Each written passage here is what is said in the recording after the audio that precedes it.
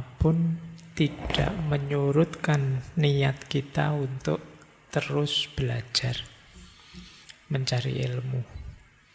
Tidak usah cari alasan macam-macam, yang penting belajar itu baik. Karena kadang-kadang kalau kita nambah alasan untuk kebaikan yang kita lakukan, kalau alasannya terpenuhi atau alasannya tidak ada, terus kita tidak menjalankannya. Belajar Pak, biar pinter. Nanti kalau pinter terus malas. Saya sedekah Pak, biar dapat imbalan dari Allah 700 kali lipat. Nanti biar saya kaya. Nanti kalau sudah kaya terus pelit. Jadi sholat Pak, biar hati saya tenang gitu. Kok hatinya tenang, malas sholat wis. Saya sudah tenang Pak, buat apa? Maka kalau bisa, untuk kebaikan apapun yang kita lakukan, tidak perlu cari alasan, hanya yang penting karena itu baik. Kenapa ngaji? Ya karena ngaji itu baik. Jadi ya kalau dalam Islam ya arahkan saja kalau memang perlu alasan kepada Allah. Bahwa Allah meridhoi itu, Allah suka itu dengan kebaikan yang kita lakukan. Ya termasuk ngaji ini. Kenapa sih capek-capek mengistiqomai ngaji, wong ya temanya kadang tidak jelas. Barat lah, timur lah, malam hari ini Jawa lah, macam-macam. Mungkin ada yang tidak relevan, ada yang relevan, ada yang cocok, ada yang tidak buat teman-teman. Ya cukup dengan alasan bahwa belajar itu baik. Menurut saya sudah memadai. Dan tentu saja akan ada banyak godaan. Makanya istiqomah itu tidak ringan. Ada banyak ujian-ujian. Ya termasuk tadi, kalau tadi ujiannya teknologi. YouTube-nya hilang. Ya tidak masalah, kalau memang hilang ya bikin lagi.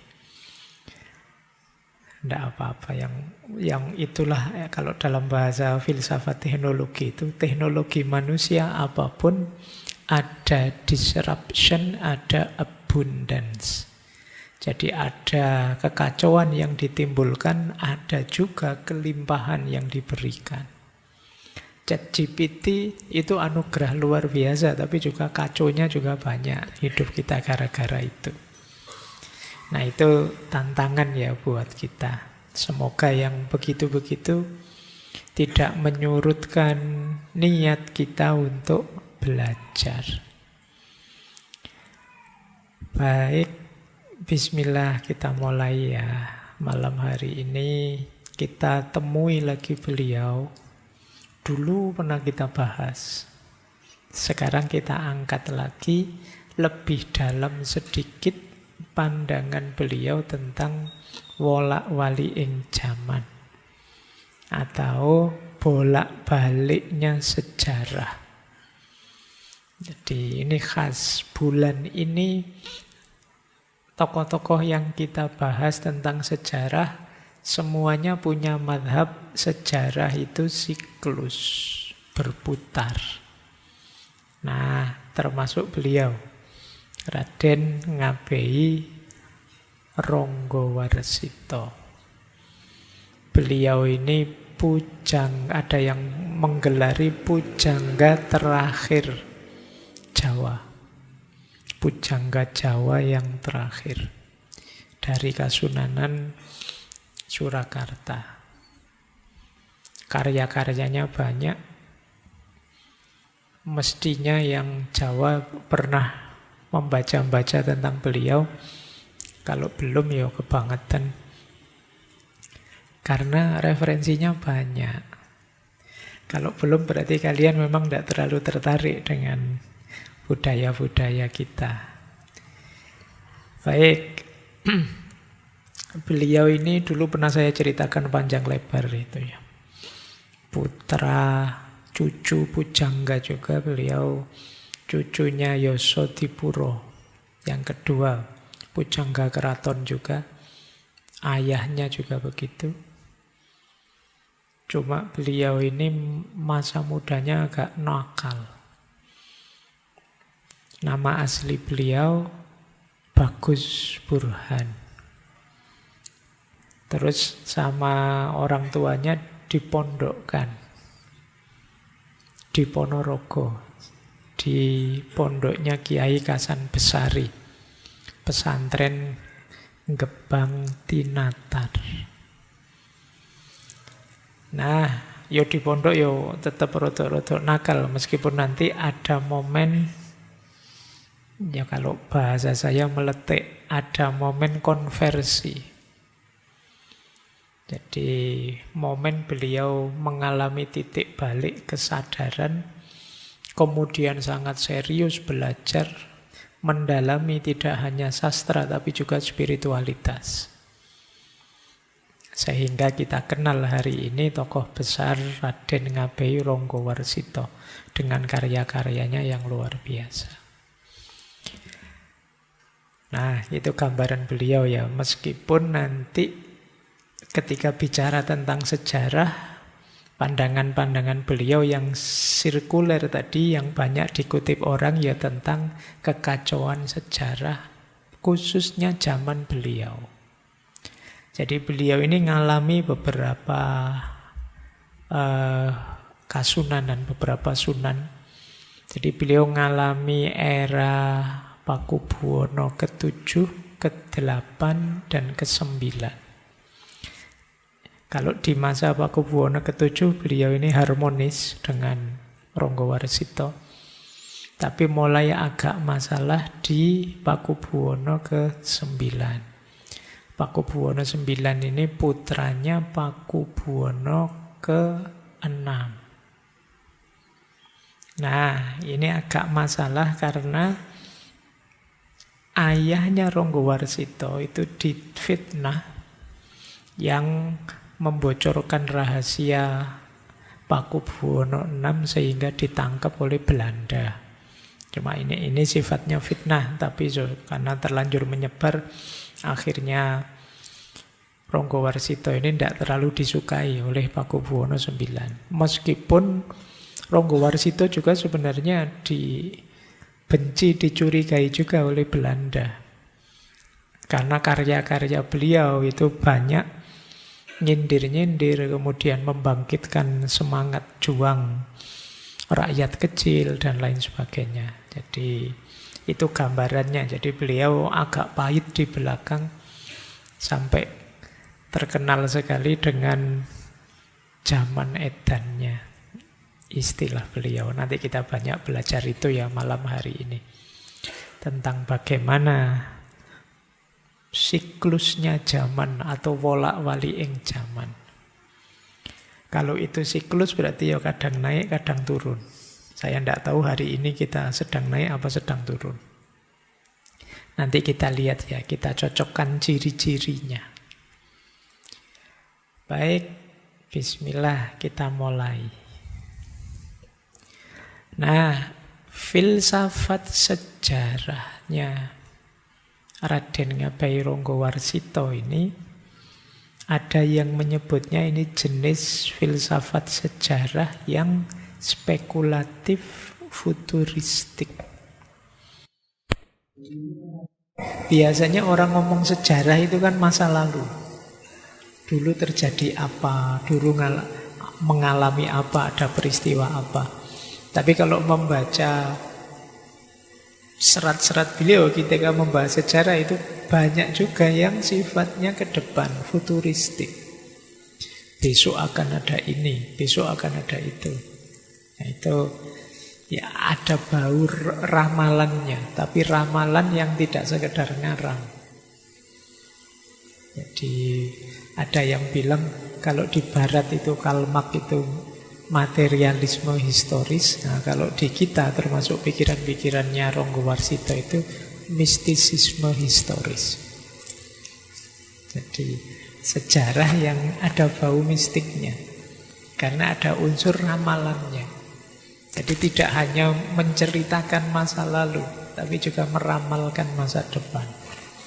Nah, ini konsep sejarah yang unik ya, yang khas. Nah, sejarah yang futuristik ini, ya, yang jenisnya ramalan ini, membutuhkan dua kompetensi, dua kemampuan. Yang pertama namanya sambegono. Sambegono itu harus cerdas dan punya daya ingat yang kuat. Yang kedua, nawang krido. Nawang krido itu mampu menangkap, memahami tanda-tanda alam, tanda-tanda zaman. Kalau dua ini digabung, orang Jawa menyebutnya ilmu titen. Jadi membaca fenomena sejarah tidak sekedar menceritakan fakta, tapi melihat gejala bahkan yang juga tidak terlihat.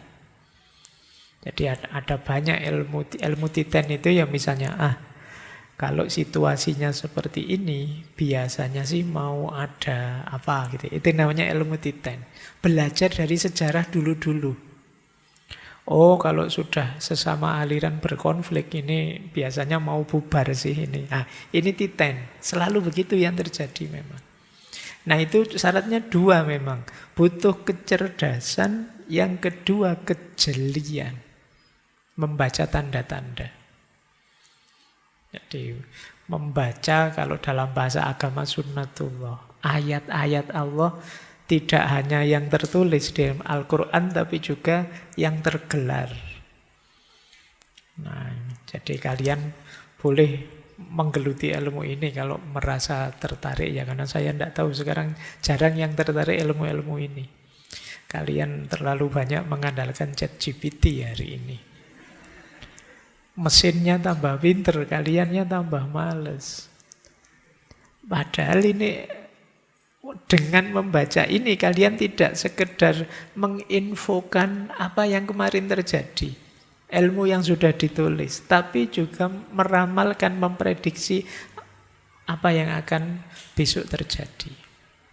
Nah, ini khas. Kamu tanya ChatGPT, dia tidak akan bisa jawab. Kira-kira 10 tahun lagi ada apa? Itu mungkin bingung dia. Tapi kalau yang kemarin-kemarin dia tahu. Tapi meramalkan masa depan mungkin dia ngarang saja. Mungkin hanya menggabung-gabungkan data yang dia miliki. Tapi kalau yang versi Ronggo Warsito ini, ini yang disebut ilmu titen. Jadi kecerdasan dan kejelian.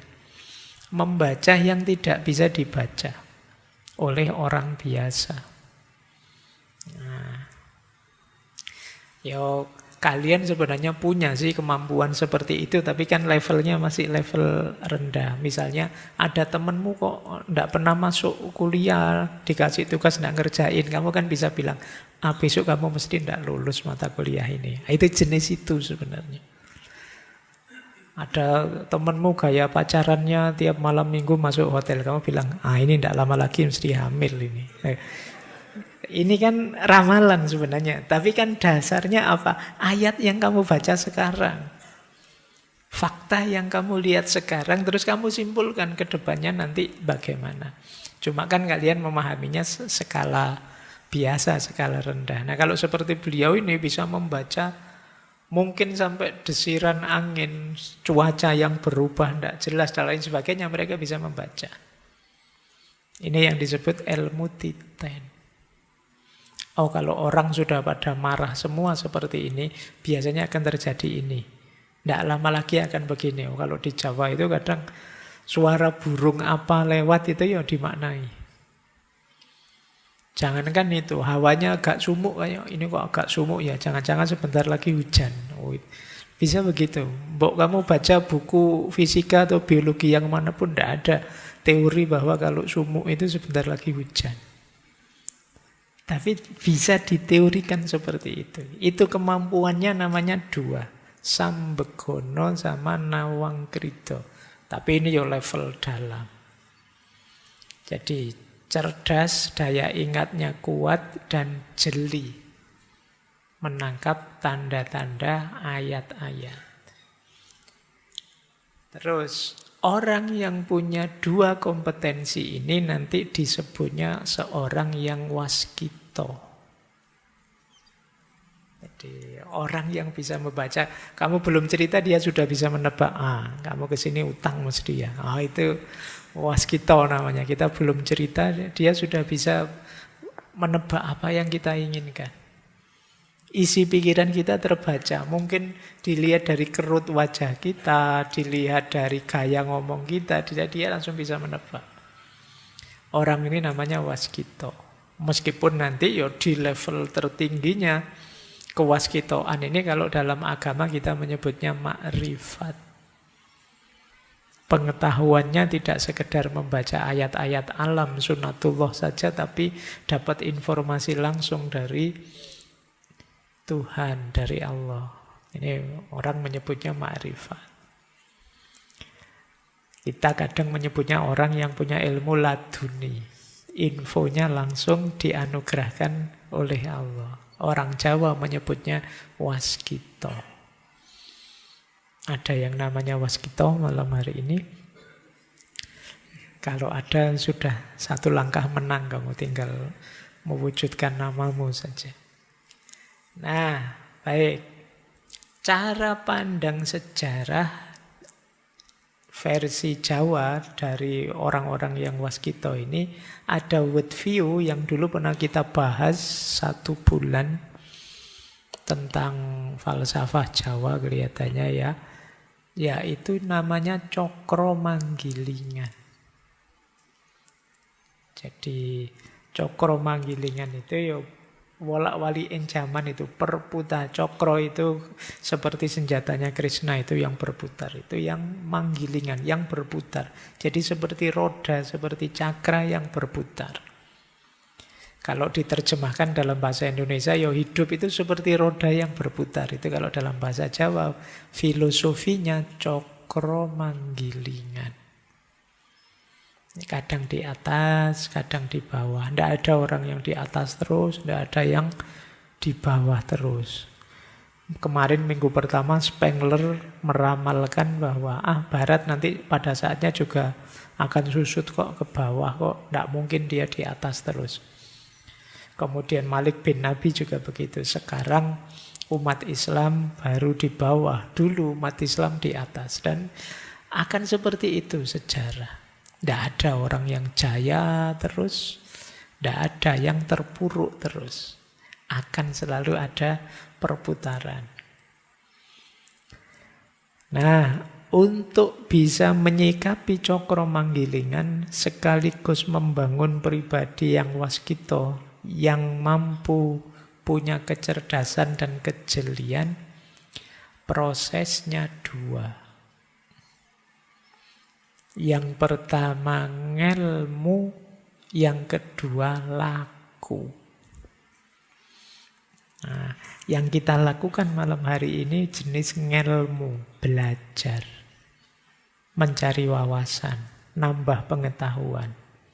Yang mungkin jarang dan sulit kita lakukan aspek lakunya. Nah, padahal ini satu paket. Makanya dulu mungkin kita pernah belajar satu quotes dalam peribahasa Jawa yang bunyinya ngelmu kuwi kelakone kanthi laku. Jadi berilmu itu tuntasnya dengan laku. Laku ini bisa bermakna 2. Bisa bermakna tirakat dalam prosesnya, bisa juga bermakna implementasinya. Maksudnya apa? Yang pertama, ngelmu itu harus disertai laku. Sepanjang kita belajar, ayo kita ada tirakatnya. Jangan nyari seneng saja. Apalagi ditambah maksiat, ditambah bohong, ditambah curang, ilmumu tidak akan nyampe puncak. Jadi sering saya ilustrasikan ya. Kenapa sih Pak? Kan yang penting meskipun saya bohong, ilmunya tetap bisa masuk. Wawasannya juga tetap bisa masuk. Saya melakukan kejahatan apapun kan tetap bisa saya pahami. Saya nyontek pun kan tetap bisa paham. Cara berpikirnya tidak begitu. Cara berpikirnya adalah ilmu yang mau masuk itu kan masuk dalam dirimu. Jadi diri kita ini wadahnya. Jadi diri kita ini akan nanti ditempati ilmu. Ini logika wadah dan isi dalam filsafat Jawa. Loh, kalau wadahnya kotor, meskipun diisi hal-hal baik, hal-hal putih, hal-hal positif, ya nanti yang jernih yang kita masukkan akan jadi kotor juga. Kenapa? Wadahnya kotor. Kalau batinmu masih penuh kesombongan, dapat ilmu masuk. Loh, ilmu ini akan jadi kendaraan untukmu jadi orang sombong. Kalau kamu penuh kedengkian, ya ilmu ini akan jadi alatmu mendengki orang. Itulah kenapa ilmu kuwi harus plus laku. Laku pembersihan diri, kalau dalam bahasa agama tazkiyatun nafas. Biar wadahnya bersih. Jadi ini untuk teman-teman ya mungkin dosenmu tidak ngerti kamu curang. Dosenmu tidak tahu kamu ngopi saja dari Google, dari ChatGPT dan lain-lain. Tapi masalahnya tidak sekedar nilai. Kalau sekedar nilai sebenarnya nggak terlalu rumit. Kamu sowan saja sama dosennya sambil nggawa salak 10 kilo mungkin aman. Tapi ini loh wadahmu yang kotor. Kamu tidak sadar merusak yang lebih berharga daripada sekedar nilai. Yaitu apa? Jiwamu. Eman-eman. Alah Pak, besok dibersihkan lagi. Tidak sesimpel itu. Karena memperbaiki yang sudah rusak itu jauh lebih berat. Nah, ini mungkin jadi bekal kalian ya. Kalau begitu mending nilai jelek ya Pak daripada curang. Ya mending tidak curang dan nilaimu bagus. Berarti belajar yang lebih serius. Kita sering melalaikan hal kecil-kecil gini. Padahal Al-Quran itu jelas bilang ya, فَمَا يَعْمَلْ مِثْقَالَ ذَرَّةٍ خَيْرًا يَرَهُ وَمَا يَعْمَلْ مِثْقَالَ ذَرَّةٍ شَرًّا يَرَهُ. Jadi kejelekanmu sekecil apapun pasti nanti ada efeknya dan kamu akan melihat, merasakan. Kebaikan juga begitu. Alah Pak, saya tadi ngehack itu cuma iseng saja kok Pak. Iya sih. Mungkin kamu tidak sadar seneng-senengmu itu efek buruknya nanti akan kamu rasakan. Nah, itu ya. Jadi maka ngelmu harus disertai laku. Itu makna pertama. Makna kedua, ngelmu kelakone kanthi laku ya tentu saja jangan cuma berhenti di pengetahuan. Wujudkan dalam amalan, dalam tindakan, dalam perbuatan. Jangan sekedar ceramah tentang kejujuran, jujurlah. Jangan sekedar menasehati tentang keberanian, kamu sendiri harus berani.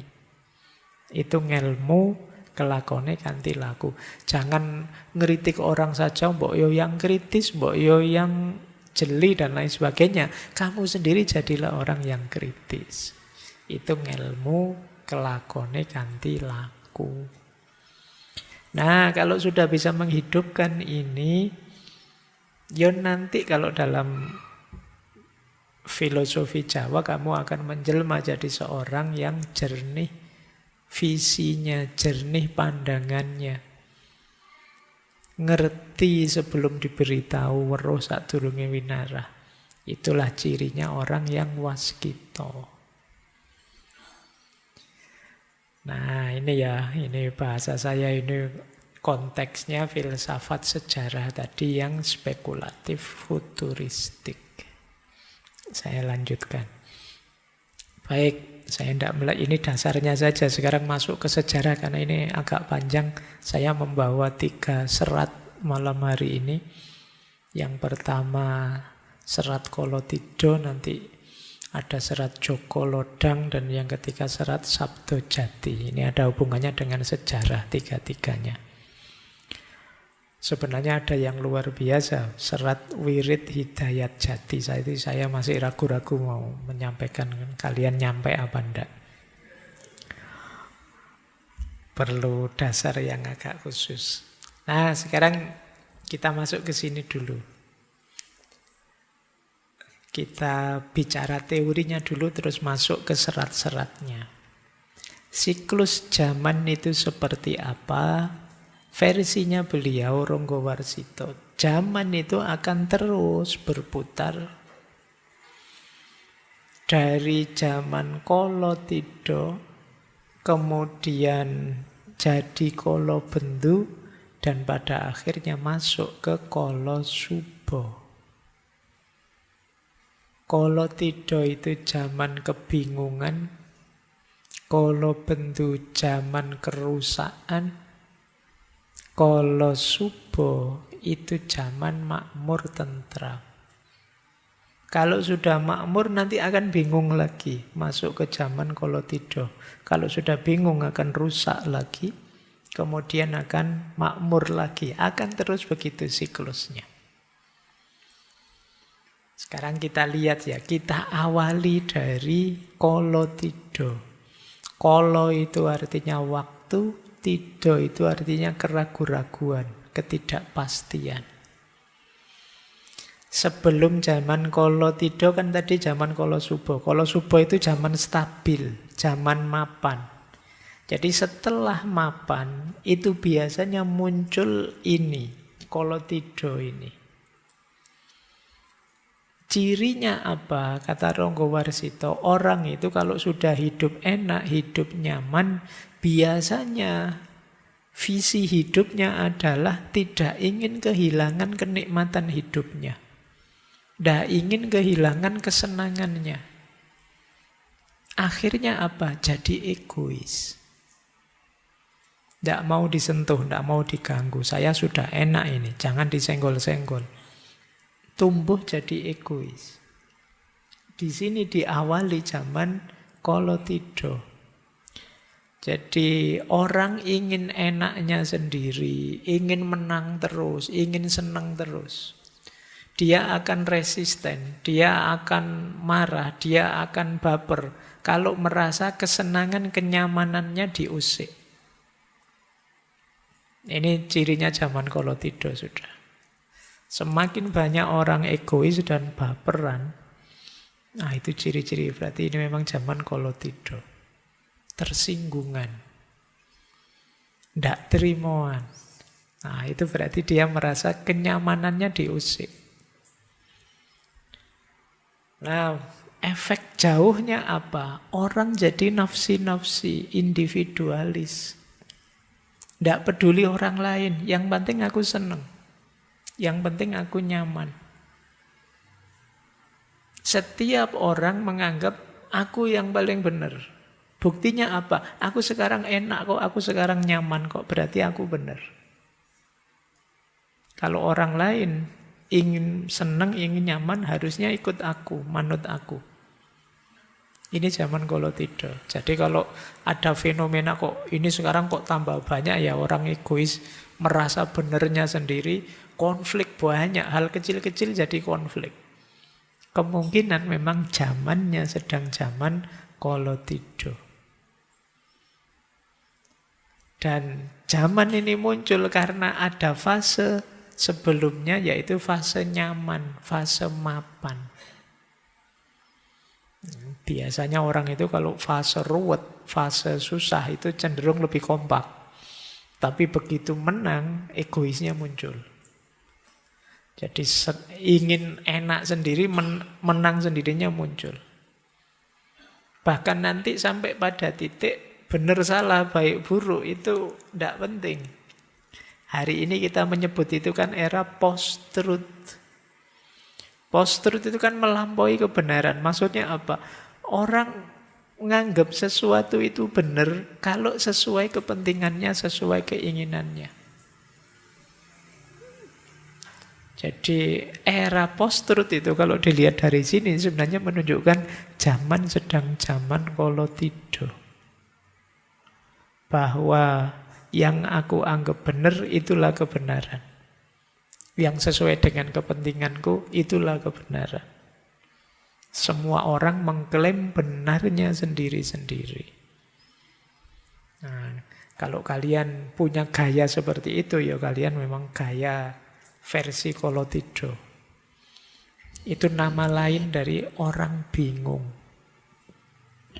Jadi karena tido itu keraguan-raguan, ketidakpastian. Oke ya, ini zaman transisi dari enak menuju tidak enak. Saya tidak tahu durasinya berapa, tapi pasti siklus itu terjadi. Mungkin bisa lama, sangat panjang, mungkin juga pendek. Kalau ini selesai, biasanya zaman Kolotido ini kalau tambah parah, kita tidak bisa mengatasinya, kita akan masuk ke Kolobendu. Ini sudah zaman hancur-hancuran. Kalau tadi zaman Kolotido itu orang serba ragu-ragu, serba tidak pasti. Begitu masuk ke Kolobendu sebenarnya stabil lagi, tapi stabil dalam kerusakan. Stabil dalam angkara murka. Disinilah nanti yang baik dianggap buruk, yang buruk dianggap baik. Namanya zaman Kolobendu. Jadi ini nanti yang relevan dengan syairnya Ronggowarsito di zaman Edan dari serat Kolotido. Dari luar kelihatan tertib, stabil, tapi stabil dalam ketidakberesan. Kalau semua orang Edan itu kan yang tidak edan akan dianggap edan. Kalau semua orang stres, itu yang tidak stres akan jadi yang tidak normal satu-satunya. Jadi yang semula tidak normal dianggap normal, yang semula normal akan dianggap tidak normal. Oke ya, jadi kalau ada orang, saya itu tidak main TikTok, tidak main itu. Oh zaman kayak gini kan. Jadi dia malah tidak normal sendiri. Apa sih game online itu? Dia akan jadi tidak normal sendiri. Jadi ketika semua orang edan, maka yang tidak edan, itulah dia yang edan. Jadi itu, bahasa itunya kan itu. Jadi kalau semua orang tidak waras, ya satu-satunya yang waras itu dia kan beda sendiri. Dialah yang nanti dianggap tidak waras. Ini zaman Kolobendu. Kalau di berbagai narasi, ya termasuk nanti di serat Kolotido dan serat yang lain, zaman Kolobendu itu isinya kebolak, ini yang disebut wolak-wali ing zaman. Yang zolim malah dipuji-puji, yang dizolimi dimaki-maki. Nah, sekarang kan banyak istilah-istilah memaki yang terzolimi. Allah kamu playing victim aja. Alah, kita sering ada banyak diksi-diksi untuk menyerang orang yang terzolimi hari ini. Nah, jadi banyak tindakan tidak adil. Yang jujur ditertawakan. Yang jahat dianggap keren. Wah, hebat orang ini, keren. Berani dia. Nah, itu padahal itu kejahatan. Orang yang mulia disingkirkan. Yang jahat mendapat derajat. Aturan dijungkir balikkan, nilai diputar balikkan. Yang wanita kehilangan rasa malu, yang laki-laki kehilangan kehormatan. Ini Kolobendu. Bapak lupa sama anaknya, anak melawan orang tuanya, saudara tawuran dengan saudara, keluarga saling menyakiti, murid melawan gurunya, yang besar sombong, yang kecil tidak tahu diri. Dan ini semua normal di zaman Kolobendu. Nah, simbolnya apa? Kembang seruni. Kembang seruni itu kependekan dari seru dan berani. Barang siapa suaranya keras dan berani, dia akan menang. Punya pengaruh besar. Entah dia orang pinter atau ndak pinter, sing penting berani teriak-teriak, berani tampil, maka dia akan punya pengaruh. Ini cirinya zaman kala bendu. Ketika yang negatif-negatif, yang rusak-rusak dianggap normal. Nah, kira-kira kita di zaman apa? Tadi kamu nganggapnya, wah kalau tidur ini Pak kita. Begitu kalau bendu, loh jangan-jangan kita kalau bendu. Atau jangan-jangan tiap zaman ada kalau bendunya sendiri, ada kalau tidurnya sendiri. Tapi ini pasti akan berputar, kata Ronggowarsito. Kalau sudah memuncak, pada akhirnya nanti kalau kehancuran itu sehancur-hancurnya, akan lahir zaman baru namanya zaman Kolosubo. Zaman Kolosubo itu zaman kegembiraan, zaman stabilitas, zaman kemakmuran. Ya versi beliau nanti diawali dengan munculnya seorang Ratu Adil. Kalau dalam Islam dikenal Imam Mahdi. Ini tokoh yang tidak ikut edan pasti. Di kalangan semua orang edan, dia sendiri yang tidak edan. Dan perjuangannya berat. Cirinya, kalau di banyak serat itu, yang pertama sederhana. Yang kedua, tidak berhasrat duniawi. Yang ketiga, misinya hanya ingin membahagiakan orang lain. Yang keempat, spiritualitasnya tinggi. Nah, ini 4 ini ya. Semoga tidak ada. Wah, jangan-jangan saya itu Pak. Karena dalam sejarah banyak yang ngaku-ngaku sebagai Imam Mahdi, sebagai Ratu Adil. Banyak juga yang oleh masyarakat dianggap Ratu Adil, Imam Mahdi. Dan ini silih berganti. Nanti kalau kita belajar tentang teori-teori tentang Ratu Adil, Imam Mahdi, itu biasanya memang muncul di tengah masyarakat yang sedang tertindas.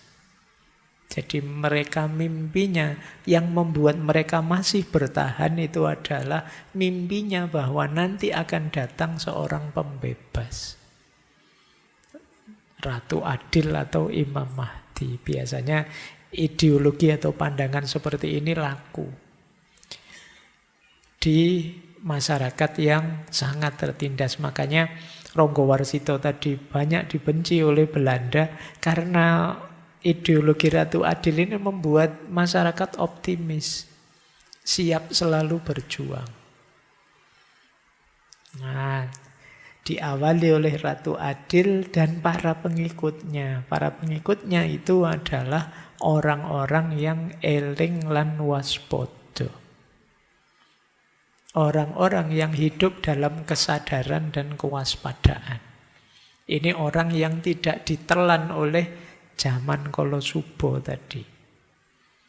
Tidak ditelan oleh zaman Kolobendu tadi, sehingga dia survive di zaman Kolosubo. Kalau sudah sukses perjuangannya Ratu Adil dan kawan-kawan, muncullah era kemakmuran. Kalau sudah makmur mapan, biasanya terus geser ke Kolotido lagi. Orang jadi egois lagi, khawatir kehilangan kesenangannya lagi. Tambah rusak, Kolobendu lahir. Kolobendu lama-lama hancur-hancur, muncul seorang pahlawan, penyelamat, pembebas, Ratu Adil dan orang-orang yang masih eling lan waspada. Lahirlah zaman Kolosubo. Dan inilah siklus zaman. Versi Ronggowarsito. Senantiasa berputar. Nah, tergantung kita. Kalau memang kalian merasa, Pak ini kalau tidak, kalau bendu, percepat prosesnya. menuju kolo subuh. Dan ya itu ada di kita, biar rodanya muternya cepat. Biar tidak lama-lama dalam kehancuran. Rumusnya apa? Rumusnya adalah triwikromo. Triwikromo itu, tri itu 3, wikromo itu kekuatan, keberanian, kebijaksanaan. Triwikromo itu apa? 3 komponennya, masa lalu, masa kini, dan masa depan. Rumusnya 2. Yang kita rasakan sekarang adalah buah perbuatan kita di masa lalu. Dan yang kita lakukan sekarang akan kita nikmati buahnya di masa depan. Inilah strategi menaklukkan zaman. Berarti apa? Masa kini jadi kuncinya. Kalau kita ingin hidup nyaman, hidup enak, hidup tentram, masa kini ayo melakukan yang positif. Biar nanti di masa depan kita panennya positif. Yang kita rasakan sekarang itu panen dari yang kita lakukan kemarin. Jadi hari ini kamu stres misalnya, itu pasti buah dari yang kamu lakukan kemarin. Entah hidup yang tidak teratur, entah salah pilih teman, entah kesehatan yang tidak dijaga, panennya sekarang. Nah, kalau ingin sekarang enak, harusnya kemarin kalian melakukan yang positif-positif. Maka ayo belajar dari situ. Sekarang kita hati-hati. Sekarang kita eling lang waspada, biar di masa depan kita nyaman. Kalau kita terus eling lang waspada, berarti waktu demi waktu kita nyaman, kita tentram. Inilah berarti kita menang, bisa menaklukkan zaman. Jadi itu yang disebut triwikromo. 3 kekuatan, 3 kebijaksanaan. Jadi kalian jangan mengeluhkan situasimu hari ini, karena situasimu hari ini itu hasil perbuatanmu kemarin. Kalian jangan takut dengan apa yang terjadi di masa depan, karena yang terjadi di masa depan itu adalah buah yang kamu lakukan sekarang. Maka sekarang lakukan yang terbaik, insya Allah masa depanmu tidak perlu dicemaskan. Di banyak kesempatan kan saya sampaikan orang bahagia itu yang tidak menyesali masa lalu dan tidak mencemaskan masa depan. Untuk tidak menyesali masa lalu dan tidak mencemaskan masa depan, taklukkanlah waktu, taklukkanlah zaman dengan cara ini. Baik, nanti mesti ada yang komentar, iya Pak, kalau diomongkan itu segampang itu Pak. Kalau dijalankan itu berat. Ya sidik-sidik, pelan-pelan. Karena memang polanya hidup, atau kalau bahasanya orang stoik, divine reasonnya hidup itu seperti ini. Apa yang kamu tanam hari ini, ya kamu akan menuai besok. Yang sekarang kamu tuai, itu yang kamu tanam kemarin. Inilah triwikromo. Baik, itu dasar dari siklus sejarah versi beliau Raden Ngabei Ronggowarsito. Sekarang kita lihat, masuk ke serat-serat beliau yang menjelaskan kondisi dan perputaran zaman. Kita awali dari serat yang pertama ya, serat Kolotidho. Biar kita ngaji beneran meskipun ngajinya bukan kitab kuning. Ngajinya serat Jawa. Nggak usah khawatir, harusnya saya bawa sekalian bahasa Jawanya, tapi saya bawa terjemahannya saja ya. Saya tahu kalian tersiksa. kalau saya pakai bahasa Jawa. Kita lihat ya, Serat Kolotido ini sebagian, kalau bahasa anak hari ini, curhatan beliau terhadap kondisi zaman saat itu. Nanti kita tengok ya, ya karena yang bicara ini pujangga, yang curhat ini seorang pujangga, ya tentu saja isinya dalam. Setiap kalimatnya ada maknanya. Kata beliau begini, sekarang kondisi negara terlihat telah suram. Pelaksanaan undang-undang sudah rusak karena tidak ada yang memberi teladan. Kini sang pujangga hatinya diliputi rasa sedih. Tampak jelas kejatuhannya, amat suram tanda-tanda kehidupan. Akibat masalah duniawi bertubi-tubi ditimpa oleh bencana. Jadi ini dasarnya masalah itu apa sih? Dasarnya kesuraman itu apa sih? Pelaksanaan undang-undang rusak. Maksudnya apa? Aturan ditabrak dengan santainya. Jadi norma-norma hidup dicuekin. Itu maksudnya undang-undang disebut rusak. Kenapa kok bisa begitu? Karena tidak ada yang meneladankan.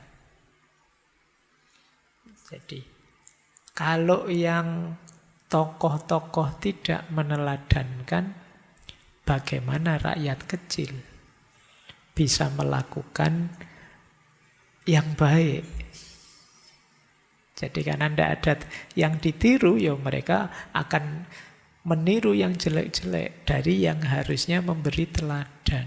Dan ini yang versi Raden Ngabei Ronggowarsito disebut kondisi negara telah suram.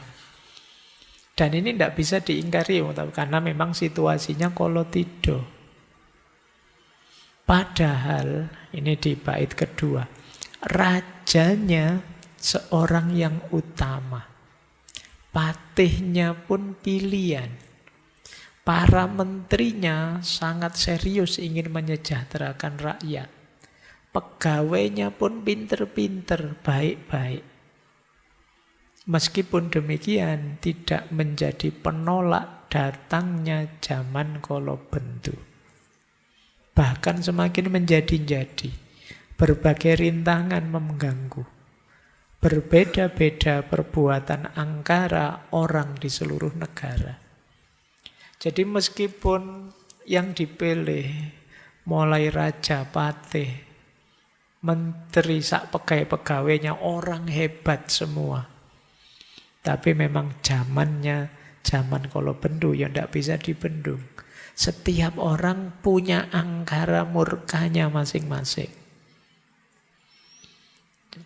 Ada yang angkara murkanya korupsi, ada yang angkara murkanya nyontek, ada yang angkara murkanya maki-maki orang, ada yang semua orang angkara murka sesuai makomnya masing-masing. Nah, ini zaman Kolobendu sudah. Dan tidak sadar, memang zaman edan. Dianggapnya itu sah-sah saja, normal saja, baik-baik saja.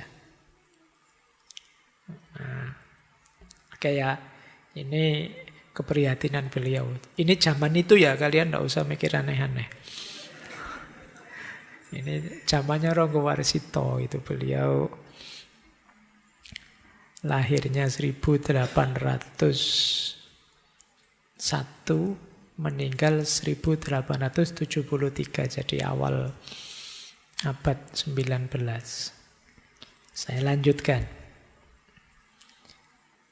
Yang ketiga, baitnya, daripada menangis sedih, bangkitlah wahai sang pujangga, meski diliputi penuh duka cita, mendapatkan rasa malu atas berbagai fitnahan orang. Karena beliau ini banyak difitnah, banyak dituduh yang bukan-bukan. Mereka yang mendekatimu menghibur, seolah membuat enak hatimu, padahal bermaksud memperoleh keuntungan, sehingga merusak cita-cita luhur karena tidak hati-hati. Jadi ini beliau curhat, ya banyak sih yang mendekat-dekat, tapi ya karena tadi zaman sedang rusak, semua orang egois dengan kepentingannya, mereka mendekat ya hanya ingin mencari keuntungan sendiri. Terus beliau cerita, ini tentang beliau. Jadi beliau ini ada kabar akan dinaikkan jabatannya, akan diberi pangkat, tapi ternyata tidak. Dasarnya terbetik berbagai berita, kabar angin, namun bohong. Kalau bahasa hari ini hoax ya. Jadi zaman itu ya sudah ada hoax. Sang pujangga hendak diangkat menjadi pemuka, akhirnya malah berada di belakang. Katanya mau diangkat tapi ternyata malah tersisihkan. Apabila dipikir dengan benar, apa untungnya berada di depan? Malah menanam benih kesalahan, disirami oleh air kelupaan, lalu berkembang menjadi kesukaran. Jadi sudah harapan palsu, dan toh juga tidak ada maknanya, tidak ada pentingnya.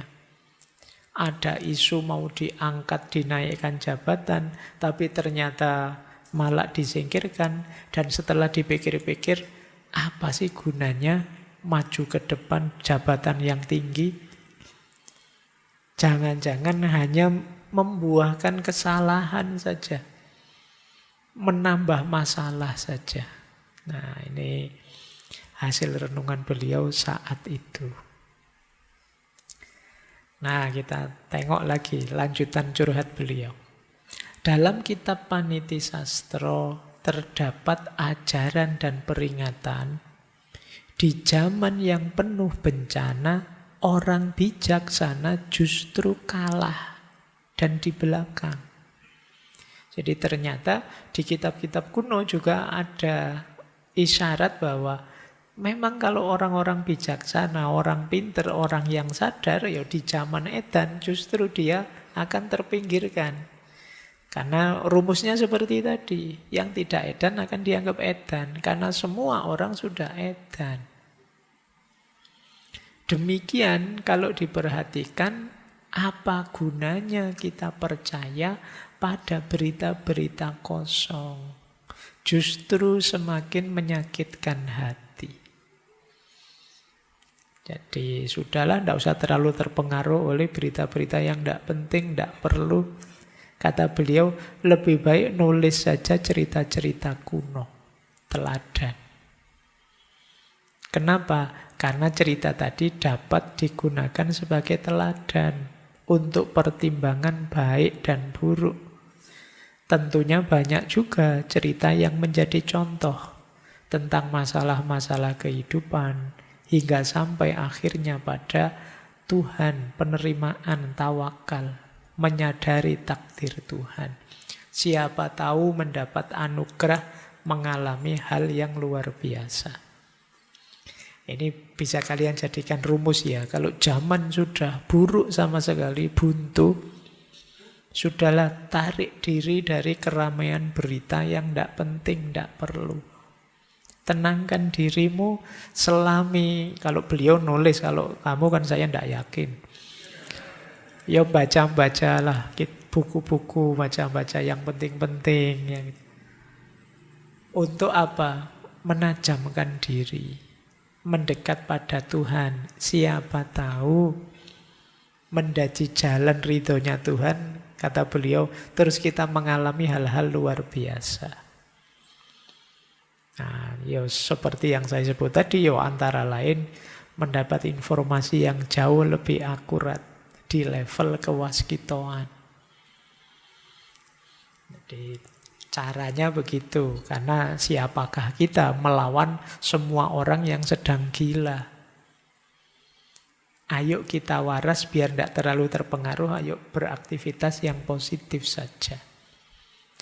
Kenapa begitu? Ini loh intinya.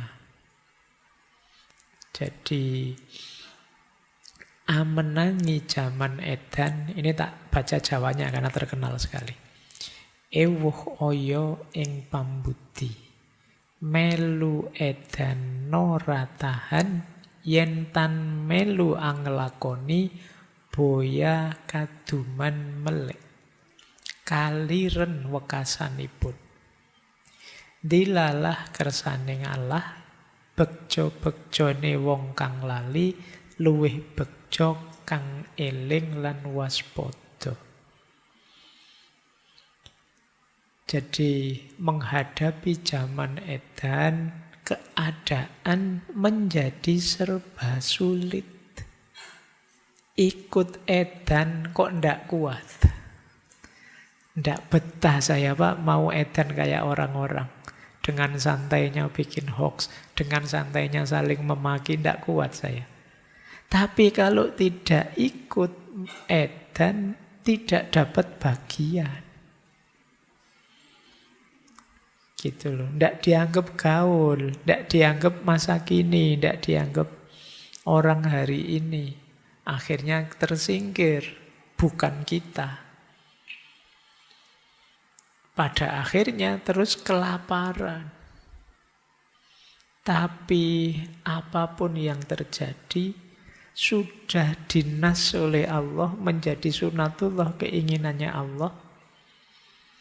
Betapapun senangnya orang yang lupa diri, tetap lebih bahagia orang yang eling lan waspada.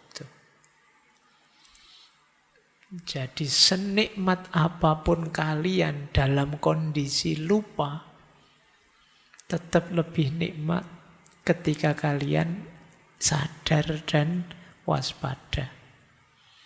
Apa sih enaknya orang lupa? Wong lupa itu kan tidak sadar diri. Menganggapnya nikmat mungkin saja itu bukan nikmat. Menganggapnya enak mungkin saja bukan hal yang menyenangkan. Wong itu sedang lupa. Maka senikmat-nikmatnya orang lupa tetap lebih nikmat orang eling lan waspada. Kalian puasa, lupa terus makan, enak ndak? Wong ya lupa, begitu sadar apa? Menyesal. Jadi padahal tadi merasa enak, wah makanannya kok lezat. Begitu, loh iya ternyata aku ini puasa. Begitu sadar kalian nyesel. Iya ya ngapain? Itu seenak-enaknya. Itu kan enak, wong puasa dapat bonus makan. Tapi karena dalam kondisi lupa jadi tidak enak. Setelahnya kamu menyesal. Ya contoh sederhana kalian nyontek tadi loh. Enak kan? Bisa tugas beres, terus nilainya bagus. Tapi begitu nanti kalian eling, iya ya kok aku curang gitu ya. Hasilnya menyesal. Jadi dan kondisi jiwa yang kalau dalam istilahnya Imam Ghazali kan ada yang lawamah, ada yang mulhamah.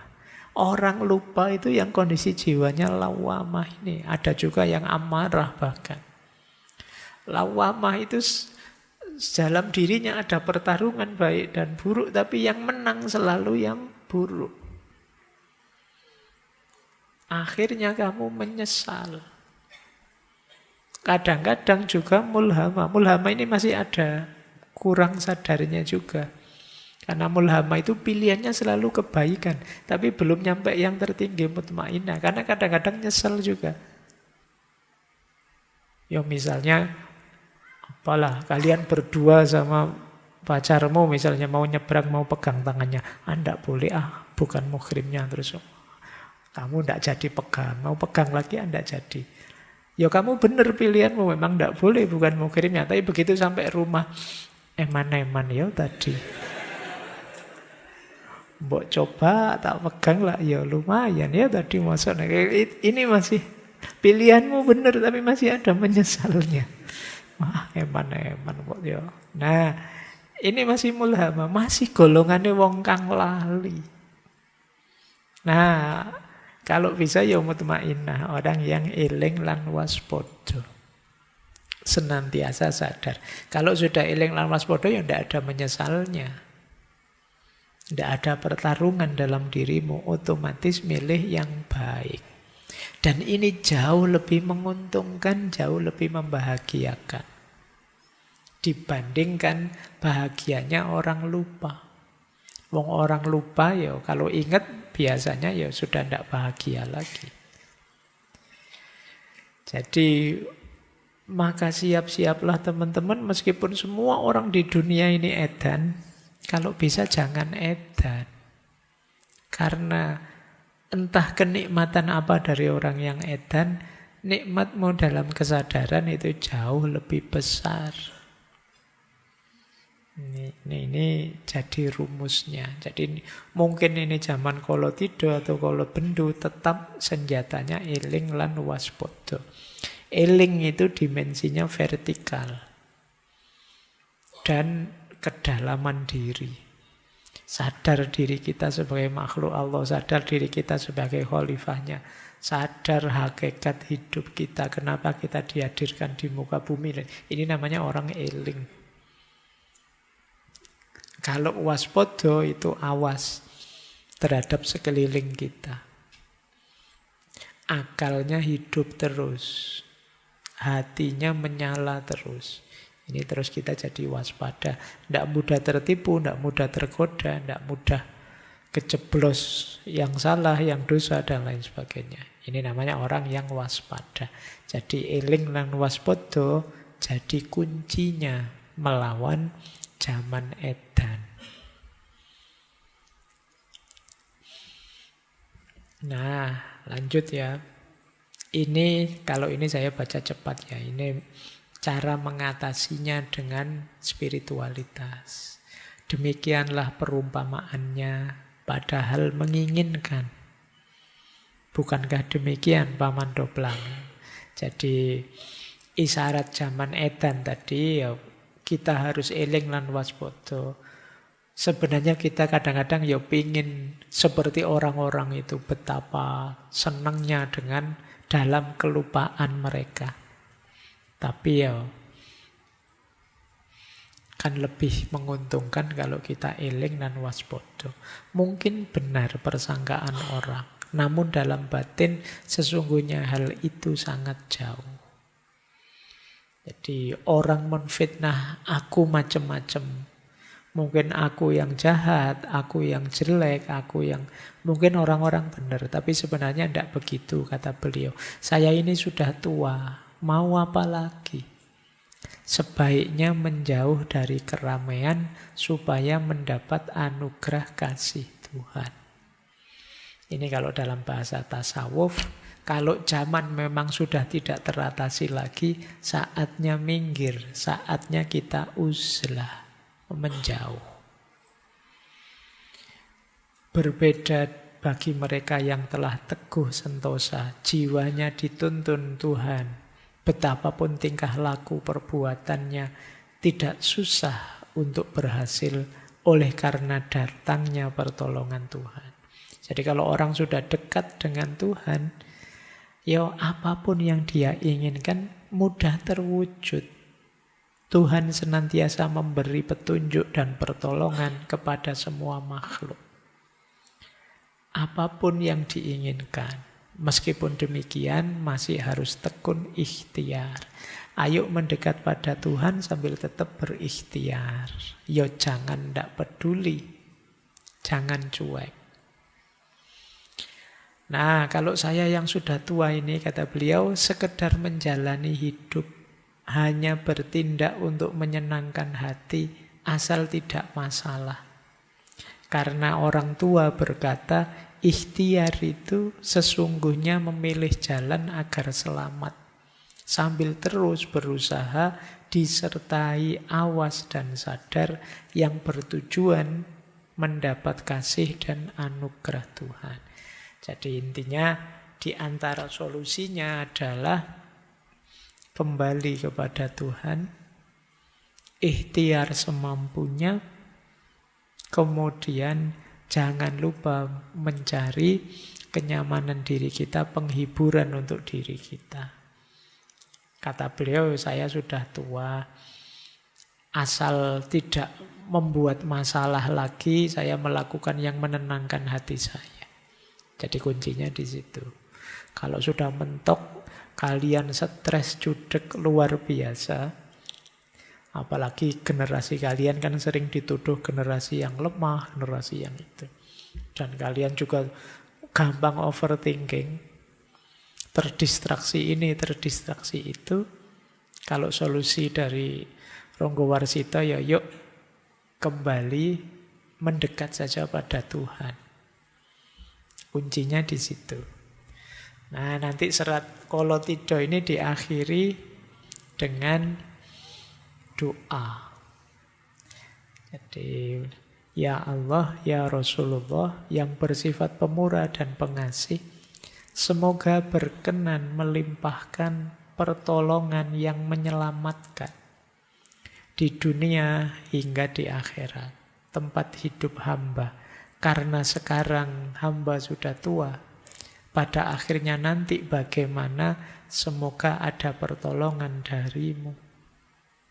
Semoga dapat sabar sentosa, laksana mati dalam hidup. Nah, ini istilahnya terkenal sekali ya, mati sakjroning urip. Mati sakjroning urip itu matinya hawa nafsu, hasrat-hasrat negatif, hal-hal yang negatif dalam diri kita. Terbebas dari segala kerusuhan, angkara murka menyingkir semua dengan berkonsentrasi diri memohon kasih-Nya Tuhan. Senantiasa melatih hatinya untuk patuh agar dapat mengurungkan kutukan sehingga mendapat sinar terang sekedarnya. Berserah diri agar dapat masuk surga keabadian. Baik, ini bahasa saya tadi ya, ini semacam curhat kalau bahasa anak hari ini tentang situasi zaman di era beliau. Ini mungkin jadi bahan refleksi kita ya. Bagaimana menyikapi wolak-wali ing zaman. Kita lanjutkan. Serat Joko Lodan. Kalau ini lebih filosofis, menggambarkan kekacauan zaman. Istilahnya menarik. Joko Lodang. Joko itu perjaka, Lodang itu yang sudah tuntas pekerjaannya. Sudah longgar. Sudah selesai perjalanannya. Itu lodang. Kalau kalian sibuk sekali, terus semua tugasmu selesai, terus kamu santai-santai karena beres semua, itu kan lodang namanya. Nah, Joko Lodang itu anak muda, seorang perjaka yang sudah tuntas. Ini langka. Biasanya perjaka itu ya urusannya masih banyak, masih dikejar-kejar ini itu. Tapi kalau perjaka kok sudah lodang, ini luar biasa. Nah, Joko di situ sebenarnya maksudnya anak muda yang masih jernih, belum terpengaruh apa-apa. Itu Joko. Ya orang Jawa kan menyebutnya masih ding-ding, masih belum terkontaminasi hal-hal yang negatif-negatif. Benar-benar Joko. Meskipun saya tidak tahu Jokomu apa Joko yang benar ding-ding. Atau sudah terkontaminasi macam-macam. Jadi seorang yang jernih, yang perjalanannya sudah tuntas. Nah, nama lainnya Joko Lodang. Ada apa dengan Joko Lodang? Nah, kita lihat ya. Kita baca yang pertama, yang bagian gambuh. Joko Lodang datang bergelantungan, lalu duduk secara tidak sopan dan berkata dengan keras. Ini menarik ya, orang yang sudah tuntas perjalanan spiritualnya datang sambil bergelantungan, duduk tidak sopan, kemudian bicara dengan keras. Ini sebenarnya satu sindiran yang luar biasa. Karena kadang-kadang kebenaran itu tidak selalu nyaman untuk didengar, tidak selalu enak untuk dilihat. Jadi jangan dikira kebenaran itu selalu enak. Kenapa? Karena kita sering sudah dirutinkan oleh situasi. Sehingga kadang-kadang untuk hal-hal yang memang benar itu kita rasanya ingin menolak. Ada satu cerita yang terkenal sekali dari tradisi Sufisme. Jadi satu ketika ada seorang sufi yang bertemu seorang raja yang sedang berburu.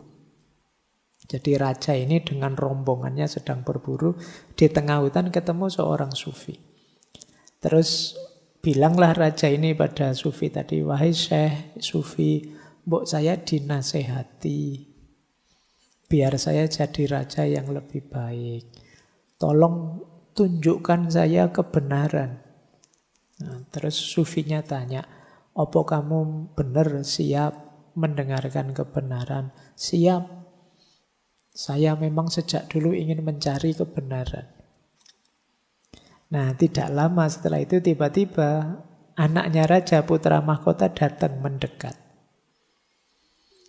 Terus sufi itu bilang, "Wah, ini anakmu ya putra mahkota. Dia akan mati loh." Wah, begitu mendengar kata-katanya sufi tadi bahwa anaknya ini akan mati, marah raja ini. "Sampean itu tak suruh ngajari saya kebenaran, malah mengutuk anak saya. Dia ini putra mahkota, gimana bisa didoakan mau mati?" Terus sufinya bilang, "Loh, saya tidak mendoakan. Saya kan bicara fakta saja, kebenaran saja. Siapa sih orangnya yang tidak mati? Kamu juga akan mati, saya juga akan mati. Makanya tadi saya sebut, anakmu juga akan mati. Ternyata kamu belum siap mendengarkan kebenaran." Nah, jadi ini persis seperti Joko Lodang ini. Orang, wah itu ndak sopan itu, wah itu ndak beres itu. Tapi memang kebenaran kadang menyakitkan. Jadi kebenaran kadang-kadang kan kita tolak. Meskipun sudah ada faktanya, sudah ada buktinya, sudah ada kenyataannya. Kita tolak hanya karena ndak cocok dengan keinginan kita. Ndak sesuai dengan harapan kita. Alah, yang jadi kok bukan yang saya dukung ya. Terus kita mati-matian nolak. Ini memang kebenaran itu pahit. Maka Joko Lodang datang dengan bergelantungan tidak sopan. Terus kata-katanya keras. Apa yang dia katakan? "Ingat-ingatlah, sudah kehendak Tuhan bahwa gunung-gunung akan merendah, sedangkan jurang-jurang akan meninggi. Karena kalah perang, maka akan diusir dari negerinya." Ini menarik. Jadi gunung yang tinggi itu akan bisa merendah. Jurang yang dalam akan bisa meninggi. Ini sebenarnya isyarat wolak-wali ing zaman. Kalian yang sedang tinggi, jangan sombong, pada saatnya akan runtuh rendah.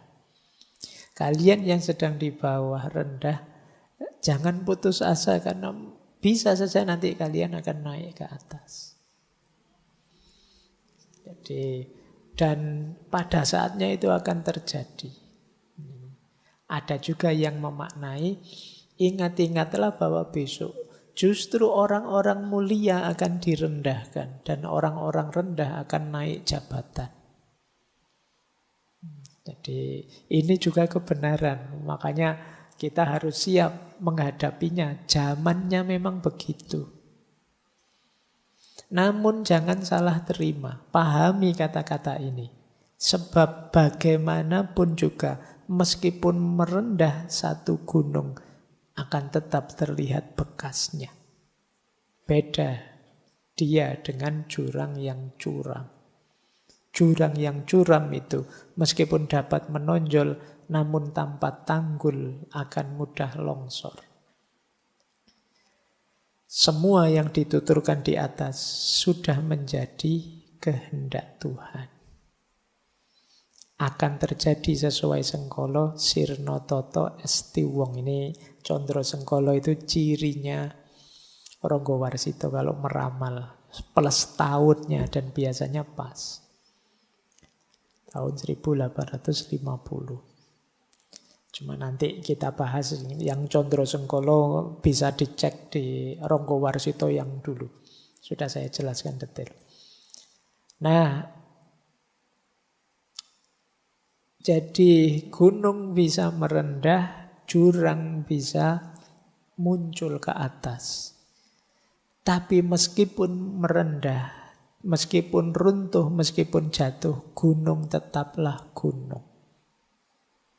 Meskipun dia naik setinggi apapun, kalau dia jurang, tanpa ada tanggulnya dia akan longsor. Longsor berarti ke bawah lagi. Orang-orang mulia bisa turun derajat, terhinakan, tersisihkan, tapi bagaimanapun dia tetap orang mulia, akan ada bekasnya. Akan tetap ada manfaat pengaruhnya. Tetapi jurang yang naik itu, kalau tidak ada tanggulnya, tidak ada yang menopangnya, yang semula hina, rendah kok naik ke atas, pada akhirnya juga akan longsor. Dan itulah kehendaknya Tuhan. Jadi ini nanti berhubungan dengan ramalan beliau tentang kemerdekaan. Jadi saat itu beliau sedang prihatin banyak bangsa Indonesia yang jadi kerja rodinya Belanda. Tapi beliau mengingatkan tidak apa-apalah. Yang penting kita tetap jadi orang mulia. Meskipun runtuh ke bawah, tetap kita punya kemuliaan. Tapi kalau kita rendah, entah dengan jalan kerendahan yang manapun, meskipun kita naik ke atas, pada akhirnya kita akan tetap hina karena longsor. Nah, ini cara pandang beliau. Baik, melalui Joko Lodang. Nah, ketika yang mulia turun ke bawah, yang rendah naik ke atas, situasinya seperti apa? Dijelaskan di bagian sinom. Segala keinginan tidak ada yang terwujud. Kita ingin ini, tidak terwujud. Ingin itu, tidak terwujud. Apa yang dicita-citakan buyar. Apa yang dirancang berantakan. Ingin menang malah kalah. Nah, agaknya hukuman Tuhan yang datang. Yang tampak hanya perbuatan tercela. Orang besar kehilangan kebesarannya.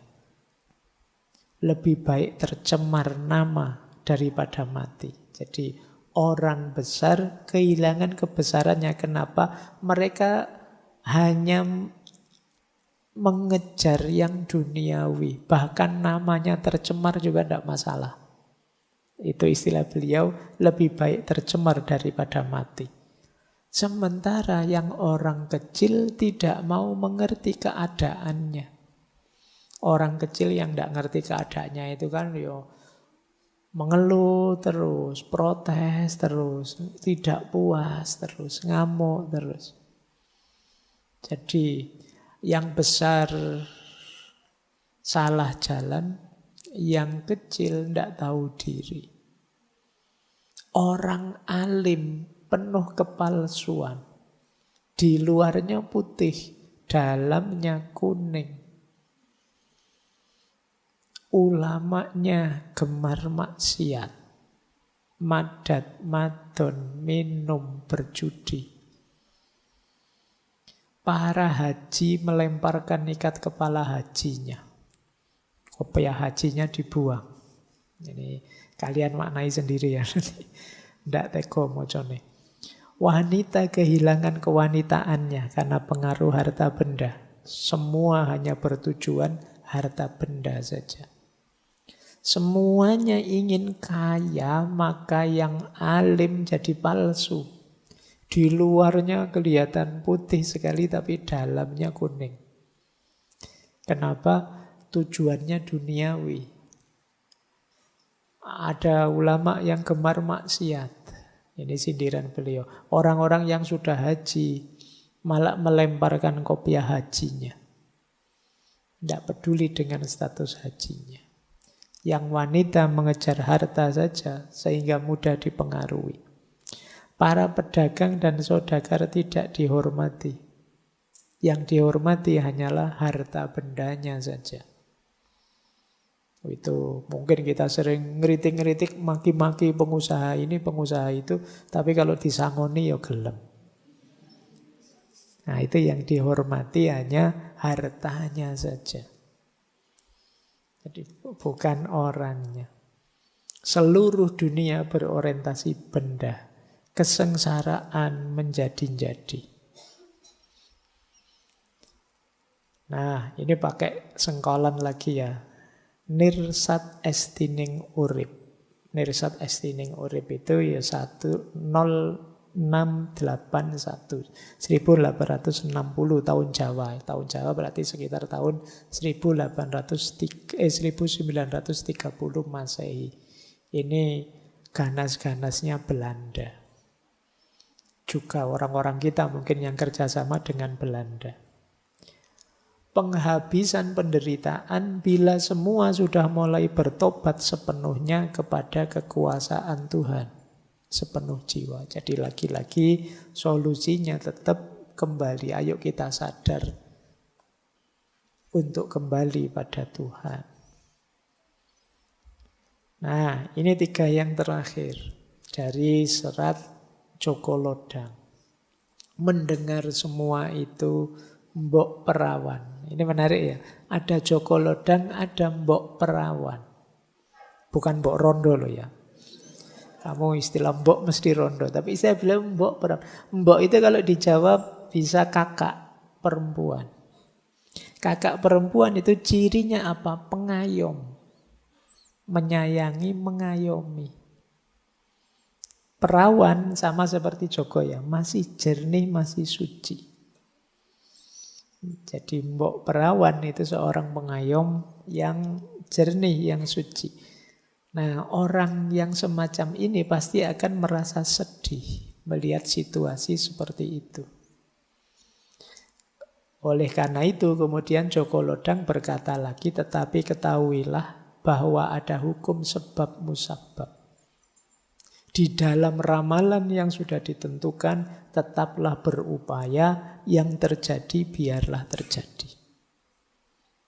Jadi ayo kita berikhtiar semampu kita, karena di dunia ini ada hukum sebab akibat. Kalau kita diam saja situasi tidak akan berubah. Dan ini yang terus bagian dari ramalan ya. Zamannya masih sama, tapi pada akhir pertemangan zaman, Wiku Sabto Ngesti Ratu 1877 tahun Jawa. Kalau tahun Masehi pas 1945. Akan ada keadilan antara sesama manusia. Itu sudah menjadi kehendak Tuhan. Di waktu itulah orang yang mengantuk mendapatkan ketuk atau gong kecil yang banyak bertebaran di jalan-jalan, yang mendapatkan gembira hatinya karena isinya tidak lain adalah emas dan permata. Ini yang disebut futuristik tadi ya, ramalan, bahkan beliau bisa menebak dengan tepat nanti situasi memprihatinkan karena penjajahan dan kesengsaraan masyarakat saat itu akan berakhir 1945 tahun Masehi. Ini tidak gampang-gampang ya untuk sampai makom ini. Tidak sekedar nebak-nebak. Kalau nebak-nebak ngarang kan bisa saja, nanti akhir tahun ini ada artis yang cerai. Ngono gampang mungkin ya, akan selalu ada masalahnya. Nanti ada orang besar yang meninggal ya mesti akan selalu ada. Tapi beliau presisi sampai ke tahunnya.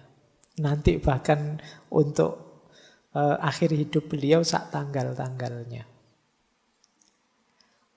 Baik, ini serat Joko Lodang. Cuma 9 memang, Gambuh, Sinom, sama Megatruh. Nah, kita masuk lebih dalam lagi serat Sabdojati. Kalau ini sudah mulai lebih dalam lagi untuk solusi-solusi apa yang harus kita lakukan menghadapi wolak-wali ing jaman. Ya, Sabdojati berarti sabda tentang kesejatian. Oke ya, isinya begini, nasihat beliau. Ini ditulis terakhir sebelum nanti beliau meninggal. Jangan berhenti berusaha berbuat kebajikan agar mendapat kegembiraan dan keselamatan, tercapai segala cita-cita, terhindar dari perbuatan yang bukan-bukan, dan harus gemar prihatin. Ayolah ya teman-teman, meskipun masih muda boleh kok mencari rumus prihatinnya masing-masing. Nyari jalan tirakatmu sendiri untuk menajamkan dirimu. Tidak hanya pikiranmu tapi juga batinmu. Ada banyak cara, banyak jalan. Kalian boleh bikin rumus sendiri untuk melatih batin, melatih dirimu. Renungilah dengan seksama, urailah dengan cermat, telitilah jangan sampai salah, endapkan dalam hati. Ini menarik, ini sangat filosofis. Kalau kalian menghadapi sesuatu, jangan kesusu disikapi, jangan kesusu dibales, jangan kesusu dijalani, tapi pertama-tama apa? Renungkan dulu. Berpikir yang dalam dulu, ini sangat filosofis. Kalau sudah kamu urai, biar paham posisinya, kamu teliti. Dan tidak hanya itu, endapkan dalam hati, rasakan. Mengendapkan dalam hati itu berarti kira-kira mantepnya bagaimana, nyamannya bagaimana. Itu namanya diendapkan dalam hati. Disitulah kita bisa mudah menanggapi sesuatu.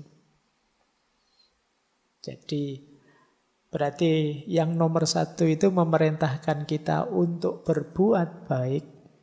Yang nomor 2 memerintahkan kita untuk berpikir jernih. Kita lihat bait ketiga. Senantiasa mendambakan anugerah kebaikan, mengendapkan pikiran hingga jernih, mengheningkan hati hingga kosong, meski sebenarnya berisi. Isinya adalah cipta yang sejati. Kalau ini secara umum nuntun kita untuk mengarahkan gerak hati. Ya, kalau bahasa lainnya niatnya harus lurus. Jadi selain kebaikan yang kita lakukan, pikiran yang jernih, orientasi dan tujuan serta niat kita yang lurus. Hati kita kosongkan dari kepentingan-kepentingan duniawi, kemudian kita isi dengan yang sejati. Senjata yang keempat apa? Kesabaran. Jalankan semua itu dengan penuh kesabaran. Sebab jika bergeser akan mengkhawatirkan. Jika kesurupan setan gundul yang menggoda membawa kendi, berisi uang banyak. Nah, yang bisa membuat kita kesurupan apa? Setan gundul. Setan gundul itu biasanya membawa kantong isinya uang. Nah, jadi orang sudah tirakatan membersihkan hati, membersihkan pikiran, meluruskan niat. Begitu ketemu duit, bisa saja melenceng karena itu godaan paling berat. Yang bisa kesurupan jin lebih gampang, kalau kesurupan duit lebih susah.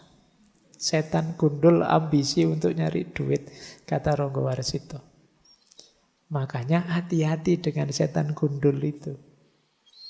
Kan kita selama ini ada prinsip UUD, apa-apa ujung-ujungnya duit. Dengan uang apa sih yang tidak selesai? Tapi kalau kita seperti itu, ya kita kehilangan kejernihan diri tadi. Eman-eman. Nah, maka ayo kita prihatin, tirakat, ayo membersihkan pikiran, membersihkan hati, ayo mengorientasikan diri ke arah yang positif, niat yang baik. Mari menjalankannya dengan sabar dan hati-hati kesurupan. Dilanjutkan kesurupan selanjutnya apa? Bila terpengaruh oleh perbuatan yang bukan-bukan, akan menjadi sarang iblis. Senantiasa mendapatkan kesulitan, kerepotan, sulit menenangkan hati, seperti orang mabuk kepayang. Jadi selain duit tadi, kadang-kadang apa? Kita ngurusi hal-hal yang tidak penting, yang tidak ada gunanya, yang efeknya kadang malah negatif. Kelihatan sibuk luar biasa tapi tidak ada manfaatnya. Jadi kita repot, kita sulit, tapi hati kita tidak tenang, seperti orang mabuk. Kenapa bisa begitu? Biasanya karena kita terpengaruh oleh perbuatan yang bukan-bukan. Ya termasuk kalian ya, sekarang saatnya berarti kita cermati dalam sehari kita ngapain aja sih. Seminggu ini saya ngapain aja, menghasilkan apa, memproduksi apa. Kalau lebih banyak yang tidak penting, yang bukan-bukan, rumusnya beliau, berarti sebenarnya diri kita jadi sarangnya iblis. Iblis nyaman dekat-dekat kita karena kita melakukan hal-hal yang tidak penting, yang tidak perlu. Akhirnya apa? Kalau jadi sarangnya iblis, kata Ronggo Warsito, hatinya jadi tidak tenang. Was-was terus. Rasanya kok tidak nyaman terus. Seperti orang mabuk. Kita jalan kemana-mana seperti orang bingung. Tidak ngerti tujuan mau apa. Akhirnya apa? Kalau terlalu banyak melakukan hal yang tidak penting, akhirnya tidak tertarik terhadap perbuatan kebajikan. Terlalu sibuk dengan yang bukan-bukan, perbuatan baik jadi tidak menarik. Segala yang baik lari, sebab kita sudah atmosfernya atmosfer buruk. Lupa Tuhan, lupa dengan ajaran Tuhan, ajarannya musnah berkeping-keping. Jadi dunia sekeliling kita akhirnya negatif semua. Yang positif kita lupa sudah. Nah, bukankah banyak orang pinter, banyak orang cendekiawan dan lain sebagainya. Tapi kata Ronggo Warsito apa? Namun demikian, yang melihatnya bagaikan matanya kemasukan pasir. Orang cerdas intelektual itu melihat semua itu kayak orang kelilipan. Jadi tidak terlalu peduli. Tidak kelihatan aslinya apa. Tidak melihat betapa sengsara, betapa banyak kebingungan, betapa banyak keresahan di sekelilingnya. Itu bahasa beliau seperti orang kelilipan. Yang bisa melihat itu kan ya tadi istilah beliau ya, ada orang pinter, ada para alim dan lain sebagainya. Itu tidak peduli dengan apa yang terjadi tadi. Seperti orang yang matanya kena pasir. Akhirnya apa? Banyak orang yang bersujud pada yang jahat. Orang jahat, orang buruk ditunduki sedemikian rupa dianggap utusannya Tuhan. Nah, ini mulai sekarang kalau bahasa kita mempertuhankan yang bukan Tuhan. Bahkan orang jahat kita anggap utusannya Tuhan. Itu ketika kita tidak bisa tadi, tidak bisa tirakat, tidak bisa membersihkan hati, tidak bisa sabar, dan lain sebagainya. Nah, coba kita cek diri kita. Kata beliau selanjutnya begini, tapi bagi orang yang bijaksana, biasanya cirinya apa? Galau hatinya. Jadi, kenapa hatinya galau? Jika tidak ditiru, tidak ikut orang lain, dia disalahkan. Dan hidupnya jadi tanpa makna, tapi kalau ditiru, hidup jadi hina. Jadi orang bijaksana, dia bisa melihat, tapi dia bingung. Kalau saya ikut orang-orang, hidup ini jadi tidak ada maknanya. Tapi kalau saya ikut orang-orang, hidup ini jadi hina. Nah, milih mana kamu, hidup tidak bermakna atau hidup hina? Nah, itu berarti kata Ronggo Warsito tidak percaya kepada Tuhan. Lagi-lagi beliau mengakhiri, yuk kembali sajalah pada Tuhan, pencipta segala sesuatu. Mereka yang sungguh-sungguh akan berhasil. Kebahagiaan akan datang atas kemurahan Tuhan. Tuhan mengabulkan semua permintaan jika dilakukan dengan tulus. Tuhan akan menolong, tidak kurang sandang pangan, terkabul semua keinginan.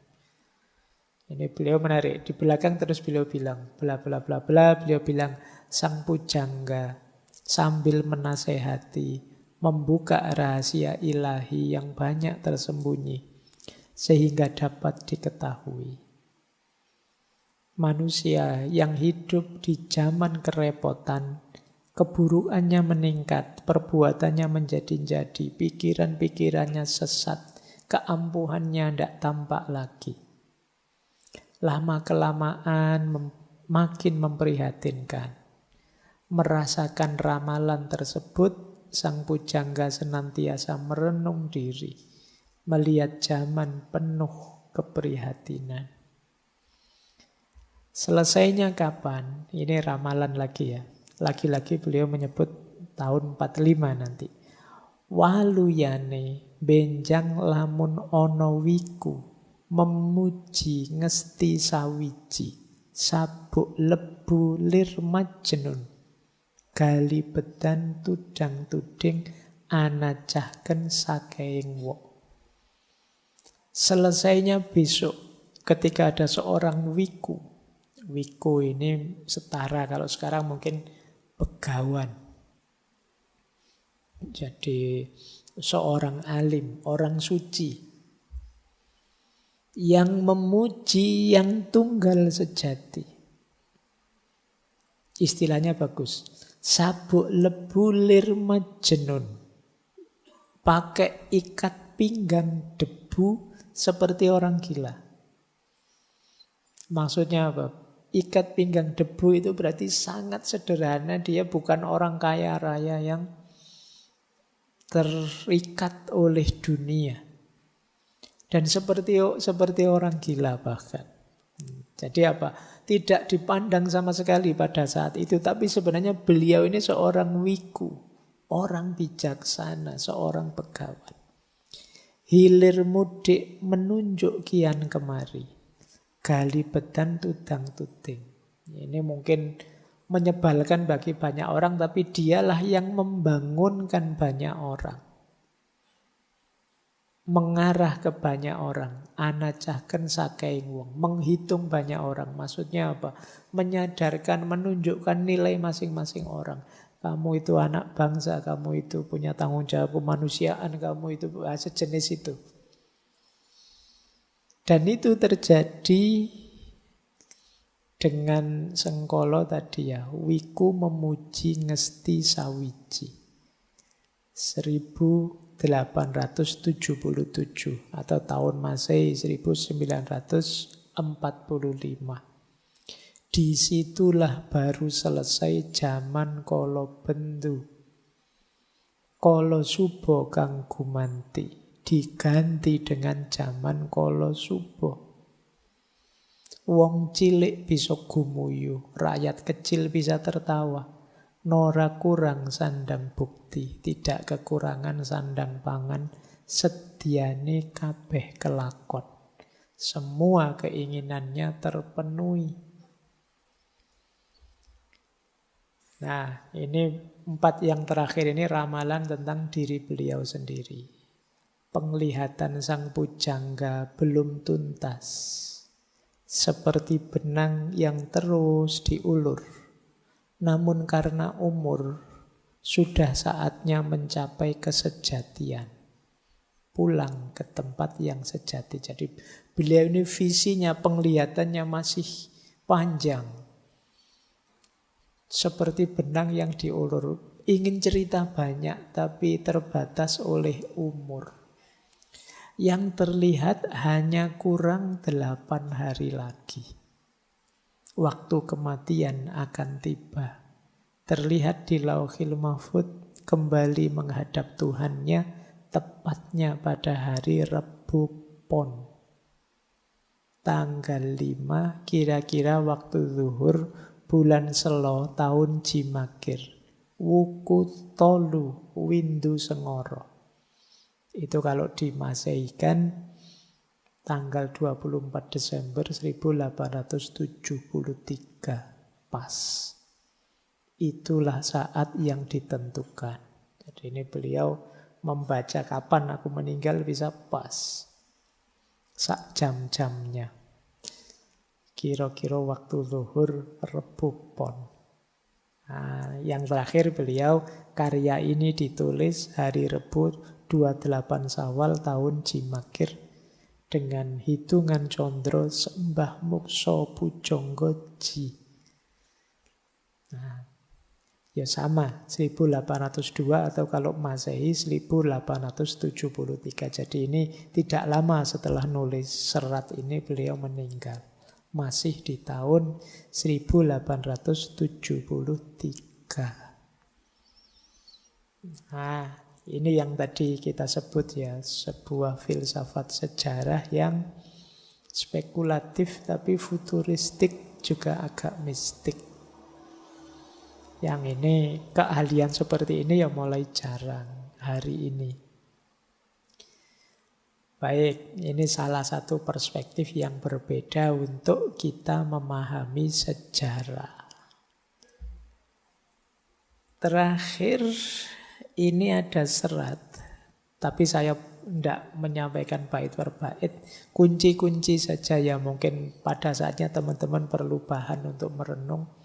Saya ambil dari serat Pamoring Gusti. Pamoring Kawula Gusti. Jadi pamor itu semacam cahaya, semacam guratan yang muncul biasanya ada di keris itu ya. Nah, ini salah satu jalan ya menghadapi zaman edan. Tadi kita akan diminta untuk mendekat pada Allah. Apa sih yang harus dilakukan? Topo. Menurut Ronggo Warsito ada beberapa jenis topo. Ya istilahnya topo itu bahasa tasawufnya uzlah, menjauh, melakukan bahasa Jawanya tirakat. Bahasa sufistiknya riadoh, latihan. Topo paling dasar ya topo jasmani, fisik. Ya kalau kita di bulan Ramadan itu kan topo fisik, puasa fisik. Ada topo budi. Topo budi itu kita menetapi akhlak yang terpuji, menyingkirkan akhlak yang tercela. Ada topo hawa nafsu. Topo nafsu itu mengendalikan 4 nafsu kita. Ada nafsu al-luwamah. Bahasa Jawa ya, kalau bahasa Arabnya lawamah. Ada nafsu amarah, ada nafsu supiyah, ada nafsu mutmainnah. Al-luwamah nafsu biologis. Amarah itu emosi. Supiah itu ambisi, pikiran, duniawi. Mutmainnah itu hati, ketenangan. Ini 4, mari kita kendalikan, itu namanya topo nafsu. Ada topo rasa. Topo rasa itu memusatkan perhatian selalu pada Allah. Mengheningkan hati, mempertajam mata batin. Batin kita sambungkan terus. Dalam zikir mengingat Allah. Namanya topo rasa. Kalau sudah topo rasa, ada topo sukmo. Topo sukmo itu ikhlas, batin jernih, dan hidup harmonis dengan sesama dan dengan alam semesta.